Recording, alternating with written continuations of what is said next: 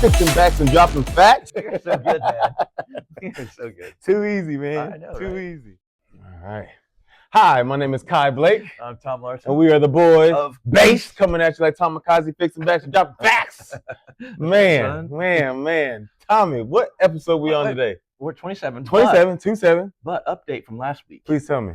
Remember we did the direct stem. Oh my gosh. How are your quads Oh, doing? terrible. The worst in the entire, like, when I tell you, like, I couldn't bend my knees, I couldn't squat down. It felt like I had did like I think we did 5 sets of 5 or something like that. 5 like to 10. 5 sets of 10. Air Worst squats. thing ever. Worst thing ever. I felt like my muscles worked out the hardest they've ever worked out in my entire life. They were sore. They were so sore. Like, I know, right? And it kept gradually, like, you know, so DOMS, late onset muscle soreness, usually 48 hours. Mine went the whole 72, 120. Like, it just kept going. Like, I'm just now, like, even right now, what I do, I can still feel it in my VMO where we And had it's been a week. Yeah. And we're going to do it again today later. He's going to keep that. You got to keep doing it, otherwise it's You going to gotta be keep sore, doing right? it. It's gonna keep Yeah, doing right. Keep doing it. He's So trying to kill me.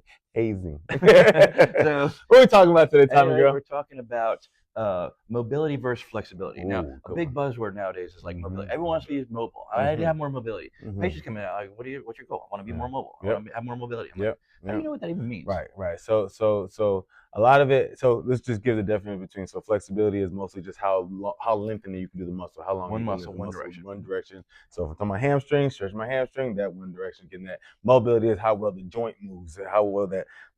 I don't have no freaking mobility in my head. Me either. I'm trying to fix it, but it's basically how well the joint moves in all ranges. But you can have soft tissue mobility For sure, too, right? for sure.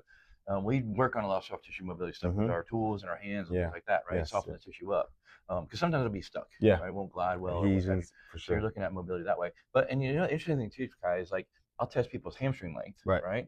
And their hamstrings are like terrible. Yeah. But then they squat beautifully. Right. They have good mobility to get down in a squat position. So it's crazy. Or same thing, testing hamstring. Like if you keep the leg straight, they can't get there. But if you have a little bit bent, they can take it almost down to the shoulders. And it's like, what is that? That's the joint. Right. The joint's able to move, just the length of the tissue. Yeah, because we have joint mobility things, right? It's like how the ball moves in the socket. Right. So you can have hypomobility where it doesn't move well, or hypermobility where it moves a lot. Too much, yeah. Right. Yeah. So that on that side of the coin, being hypermobile can be a bad thing. It can get you in trouble too. Yeah, for sure. Right? So when we have those hypermobile joints, like people will say, "Oh yeah, I'm double jointed. I can move my shoulder so far away." Well, that's a good thing in a degree. Yeah. But now you need a lot of strength for stability of that joint. For sure. And I always like explain that, like when you think about the gymnasts, right? When they take their bodies to these full crazy lengths, where like I know if I did it, I would have dislocated my shoulder a long time ago if I went as far as they did. But because as long as with that extra mobility and flexibility of the tissue around the joint, they have the stability to control it. So while they're going through these races,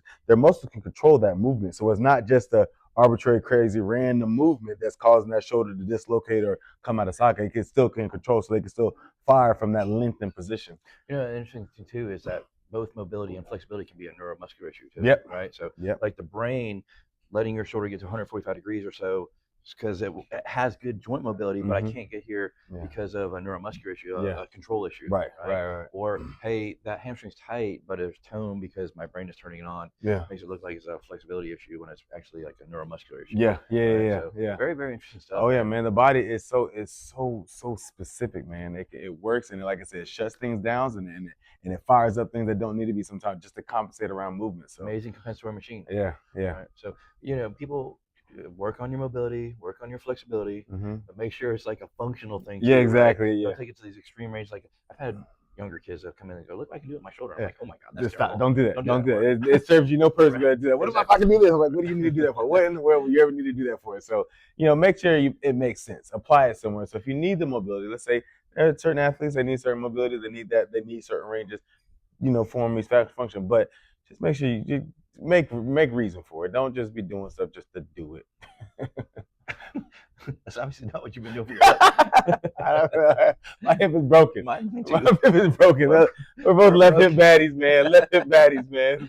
That thing you showed me this morning, bro. Oh, that was terrible, wasn't it? You saw how lack of it's hip crazy, right? I had with that. Yeah. It's crazy, man. Internal rotation, man. Me and Tom both have terrible hip mobility. Our joints don't move. Our length is okay. I think your hamstring is pretty good. Yeah, hips are kind of, but the mobility in the joint is not moving. We cannot get that movement. So, like I said, it's just getting that joint to move inside that socket, that ball and socket, make sure it moves over like that shoulder does all the while. Right. So, I think the takeaway thing is just understand that there's a difference between flexibility and mobility. And mobility, yes. And you can have good flexibility and have poor mobility. Yep. And you can have poor flexibility and have good mobility too, yeah, right? So yeah. It's all very inverse. interesting stuff, right? Yeah, they don't necessarily apply. You don't necessarily have to have both. Like if I have that, I have to have that. No, that's not how that works. So I guess until next time, go out, live, work, and play better inside your body. Peace out.